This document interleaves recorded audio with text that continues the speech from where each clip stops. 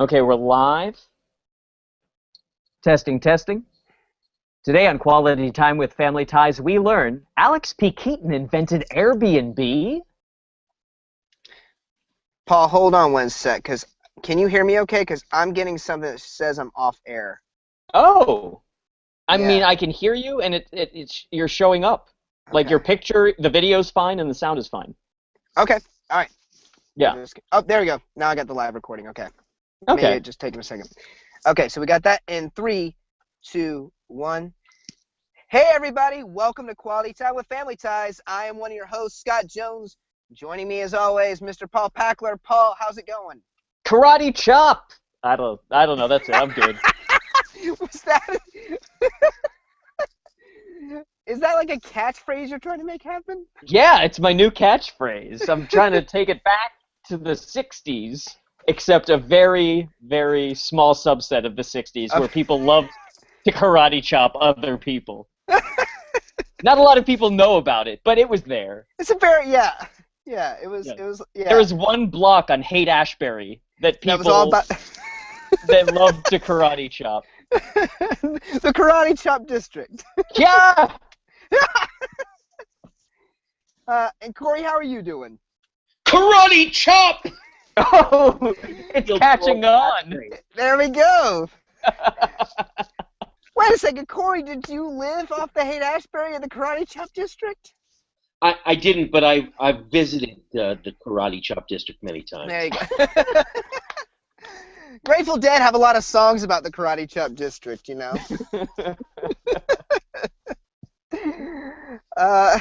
Well, guys, if you're playing along at home, we are on Season 3, Episode 8, 4 Rooms, Ocean View. And if you're looking at the spelling of it, I know it seems a little weird. It took us a little bit to figure it out. Corey, what you were talking about what this title means. I think it was a play that ran during the 1970 to 1973. So we're talking 10 years prior to this.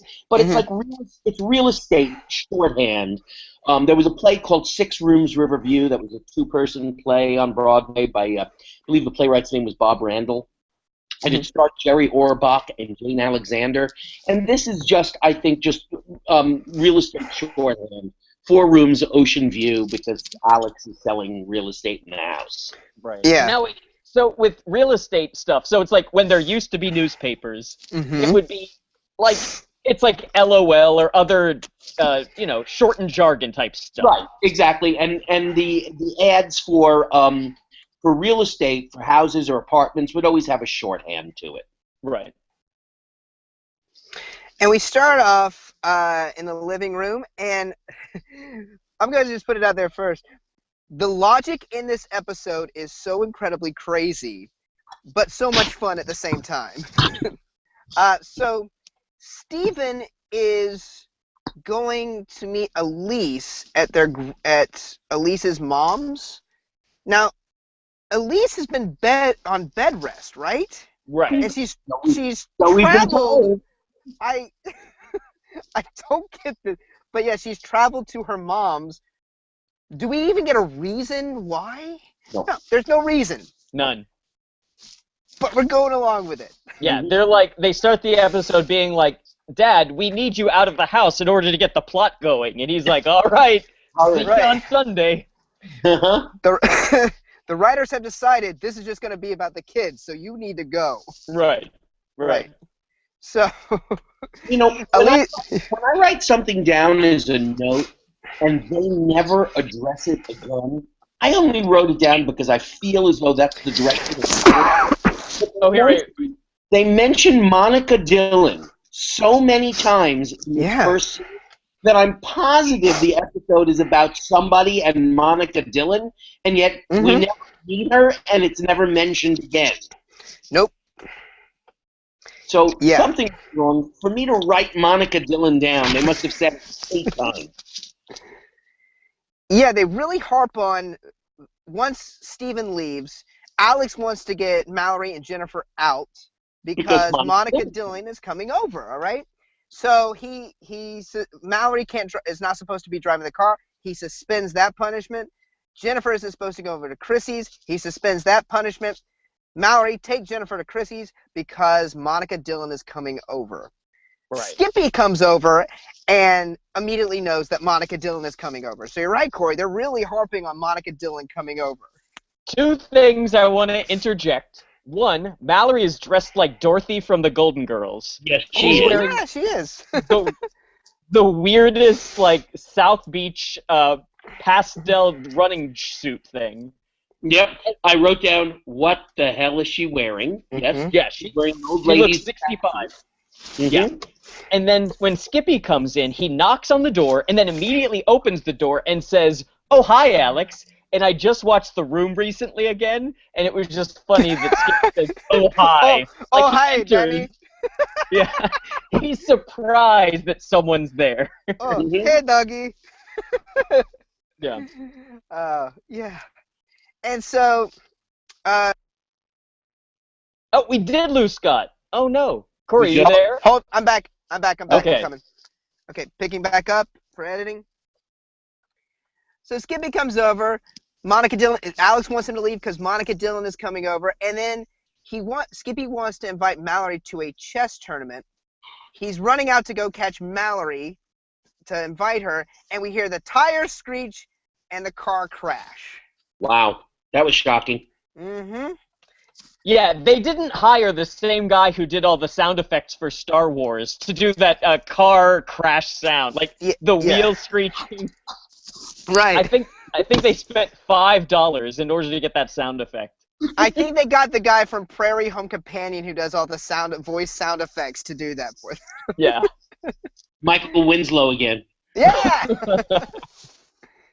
So Mallory has crashed the car, and now everyone's going to be in big trouble. They have to figure out a way to get this fixed. And here comes the crux of the plot, is that Skippy says he can't go back home because all his family is staying over because Leland's having a big homecoming game, and there's not a single room in the entire town for anyone to rent. Which leads to Alex to be thinking, hey, we can rent out a room at our place. I appreciate after last episode, this is the first thing. I appreciate the well-thought plot of everything. A leads to B, B leads to C, it's very well constructed. Yes.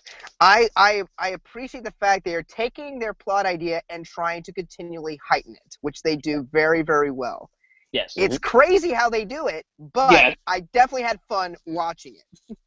Mm-hmm. So we go to the next day. So they're going to get ready to prepare a room, have people rent it out.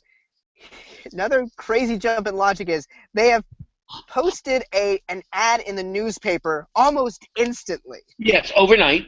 Mm-hmm. Overnight, which is near impossible to do.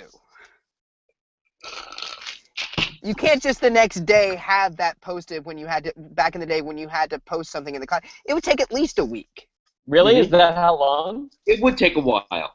You would have to at least plan ahead because you would have to get it in by a certain date for the publication and all that stuff. But Gotcha. yeah. But they were able to do it. Now, let me ask, just for my own clarification. I've watched this episode twice, and I still don't remember. Okay. Steven, how long is he going to be gone for? We don't know, I don't think. Was it like a weekend? I don't think they even say. Okay.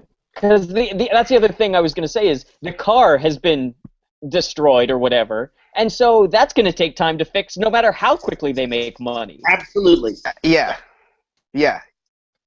I mean, a week at best, probably fixing especially if they have to order the part. Yeah. Again, logic aside. Yeah. So we have our first couple knock at the door. They're kind of this cute, dorky couple. They're in town for the game. There's a whole bit of them introducing themselves of when they went to Leland, then class of '88, class of '86, and they show them up. Are you ready to have your mind blown, guys? Go for it. Let's do it. Wait, ready? Oh, Ooh. that guy is Bill from last episode. Are you right? Whoa! Suicidal Bill? That's Suicidal Bill. He has turned his life around. He must be a friend of producer, huh? To get voiceover work. Isn't that crazy? Mm-hmm. That is crazy. Yeah. That is crazy. Nice research, Paul. Thank you. Ah. Well, apparently the advice James and Alex gave really made a big difference. So. Just like all the time is truncated in this episode. In the course of a week, he got married, graduated, all kinds of, yeah, exactly. And it's going to a football game. Yeah. So they come in, they check in, and then we have another knock at the door, and it's a family. And what made me so happy, Chunk from the Goonies is a little kid in the family. Is he the little fat kid? He's a little. Of course, it's Chunk that's a little fat kid. It was great. He's awesome. MVP of this episode. He's so good. Easily. I love the gimmick they give him where every time we see him, he has another ridiculous hat. Yep. I love what a little shit he is. He's great. He stands toe-to-toe with Michael J. Fox as a comedic actor. Like, he's so good. And he's just a good actor. Like, the guy is now a lawyer or something like that. Like, he didn't stick with acting. But between this and Goonies, he's really good. I wish he had done more stuff. I agree. I mean, and especially in Goonies, he's just phenomenal. He steals that movie easily. Yeah. But and the father is a really well-known actor too. You see him in a ton of stuff. Did you? Earl Bowen. He's regular on It's a Living, and I did 2 episodes of It's a Living. Oh, so wow. yeah. Wow. Yeah. So I know. What else is he in? He looks so familiar. He's been in like. Yeah, he's one of those guys. Commercials all over the place. Heavy smoker who kept his voice was actually very resonant and deep most of the time. Very sad, sacky look on his face all the time. Very put upon all the time. But a really good actor. Passed away maybe less than 5 years ago or so. Recently passed away. Oh no. Oh. And the mother looked like someone. She's been in a bunch of things too. Beverly Archer's done a lot of animation, a lot of character work on screen. Just one of those sort of mousy kind of weaselly mom types. She looked a little bit like the woman who was the log lady on Twin Peaks. It wasn't the same actress. No. Yeah, a little bit like it. Yeah. Similar type. So this family comes in, they're completely exhausted and just relieved that they can get a room. And automatically there's this, because originally the plan that Alex had was just to rent out the baby's room. And automatically there's this bargaining back and forth between the young couple and this family of who's going to get the room. And they keep, like, I'll give you 85 for it, I'll give you 90 for it. And of course, Chunk, being the actor he is, jumps in negotiating for his dad too at the same time. And so, yeah, the idea comes to Alex like, wait, we got more than one room. Let's make even more money. Exactly. And it's the smart thing to do. Right. They have the room. Why not do it? Exactly.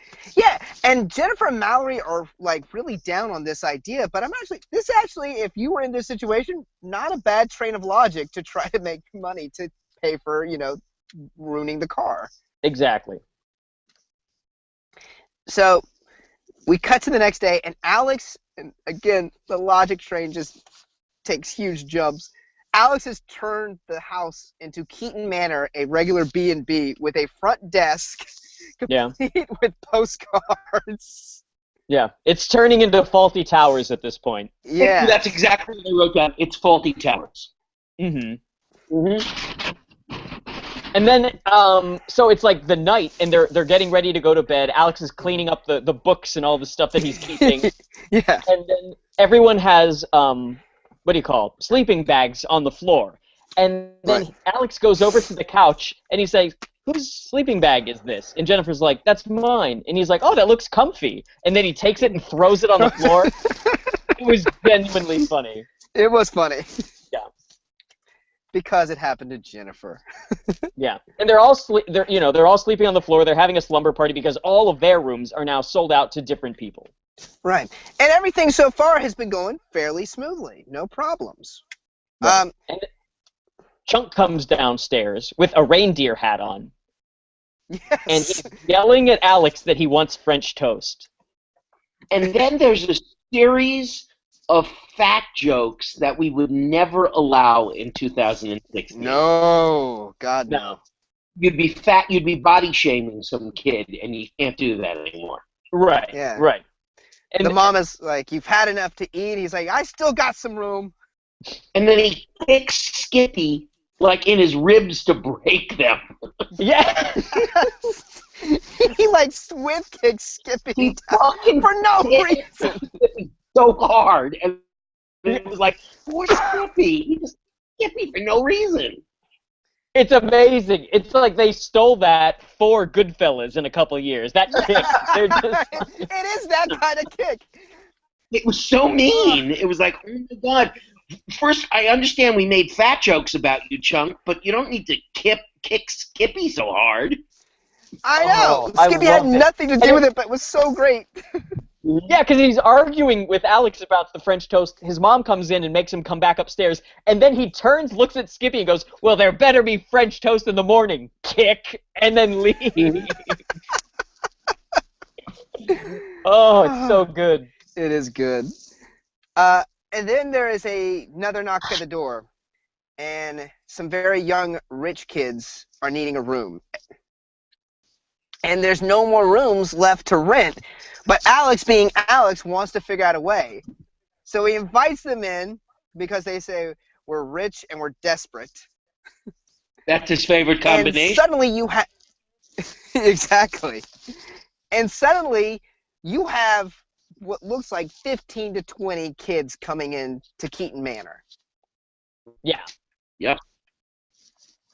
And yeah, they're gonna party it up for the weekend. But so that's where the commercial break happens. So let's take a quick break. Yep. All right, we'll be right back. And we're back. Party! Party at Keaton Manor! So Yeah, throughout and- this episode, Alex keeps wearing more and more fancy suits. Mm-hmm. And they keep building the idea of Keaton Manor bigger and bigger. Now Mallory they all have name tags now, and Mallory's working the kitchen. Jennifer's on charge of repairs. Skippy has a bellboy hat. Mm-hmm. Yeah. So it's crazy, but it is a lot of fun to watch. Yeah. I love that they gave Jennifer the Charlie work from It's Always Sunny, that she got all the, like, she's fixing the shower drains and stuff. Yeah, Yep. she does keep. Yeah. Yeah. Yeah, she has like a tool belt on and everything. Mm-hmm. And the guests have become incredibly demanding too. Like what was supposed to be what was supposed to be just, hey, we're renting you out a room is now like a full-on B&B, which the kids never really had to do, but now they're like preparing breakfast for them. They want the crust cut off their toast. It's crazy. Chunk wants a massage. Like there's a spa. Yeah. Mm-hmm. It's just it really does heighten constantly. It's expanding and heightening constantly. Mm-hmm. Yeah. Which at the very least keeps me engaged in the episode. And that's the thing with this episode. That's the thing with this episode is that you are constantly engaged. That the heightening is organic and it works and it's fun, and I really can't fault this episode for anything. It's just a lot of fun.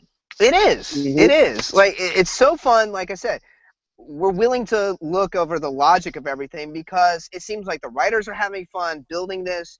The actors are having fun doing it, and we're just enjoying it. Yeah.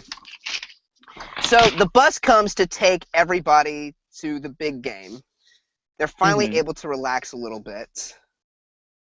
And then the phone call.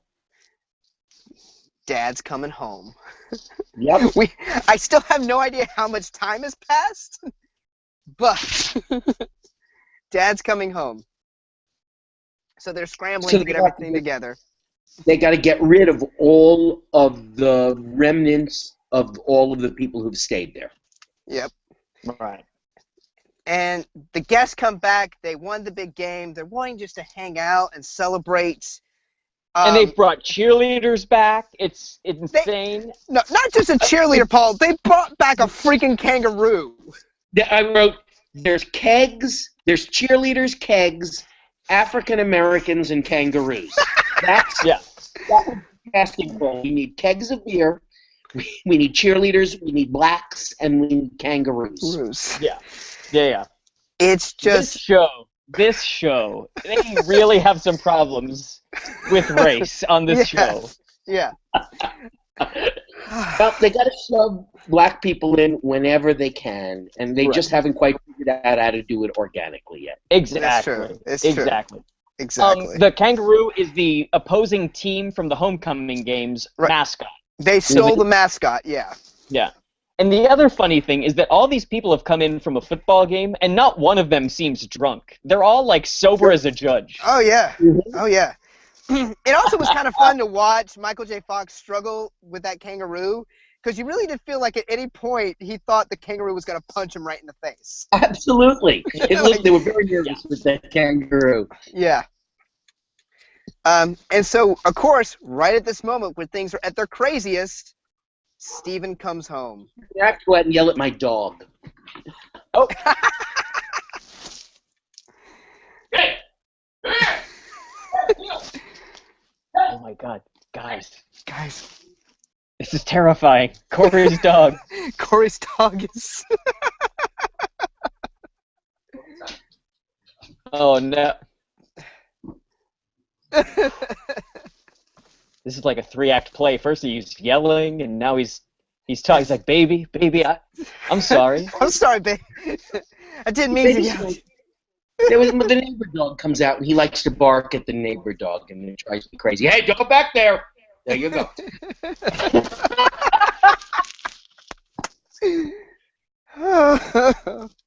Dog come in. So, Steven, of course, is so upset, and we cut to the kids. They're cleaning up everything. They're scrubbing, the floors. They're trying to clean up all the mess, and just talking about how pissed off Steven is because they've never seen him this mad before. Yeah, and they do a physical they do a physical shtick where it's this is how mad he is. Yeah. Scott, are you okay? I'm okay. I know, know, listeners, there was a period where I was going through a really bad cough, and it's come back a little bit. I want you to know I have seen a doctor. Everything's okay. Scott, I worry about you so much every time. And I appreciate it, Paul. I appreciate it. Paul, don't worry. It's probably just carbon monoxide poisoning. I am in a garage, and everything's getting dizzy. I love you guys. I'm so tired. I'm just going to take a nap for the rest of the episode. Maybe you should stay awake a little bit there. For questions and comments, be sure. Crack a window or something, okay? Oh God. Holy shit. But yeah.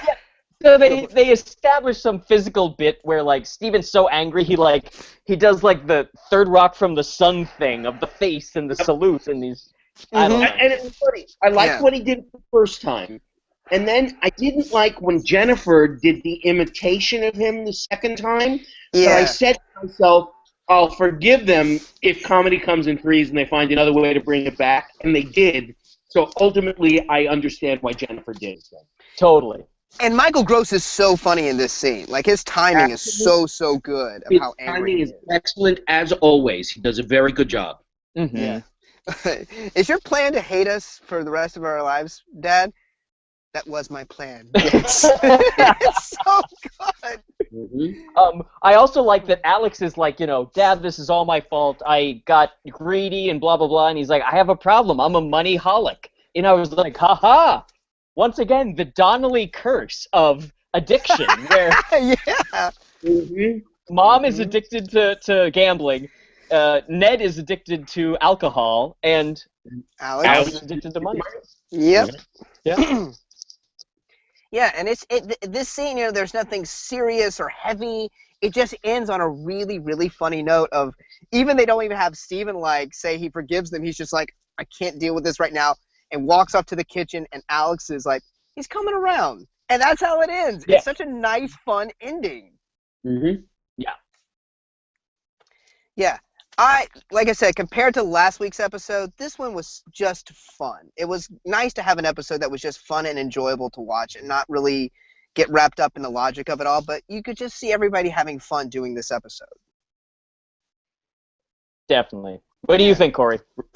I agree. I thought it was, this was one of those where I thought it was a solidly mediocre episode that shines because of all of the dreadful episodes we've seen this season. Definitely. Exactly. Well, guys, for questions and comments, be sure to email us at qualitytimewithfamilyties@gmail.com. And for updates, be sure to follow us on Twitter at QTWFT. You can also follow us on Twitter. I'm at Follow Jones. I'm at Paul Packler. And I'm at Corpep. And be sure to like our Facebook page. We'd like to thank our host and producer, Barbara Dillon at Fanboy Comics. Fanboy Comics is an online conglomerate of geek media providing its readers with daily insights and reviews into the pop culture spectrum. We also like to thank Perry Adams, who beautifully performs the theme song Without Us. Be sure to check out Perry's music at perryadams.net. We'd like to thank Brian Dillon, president of Fanboy Comics, who also edits our show. And lastly, Sean Foster, Fanboy Comics graphic designer, who does our logo. Thank you, everybody, and we will see you next week. Bye. Bye. Bye.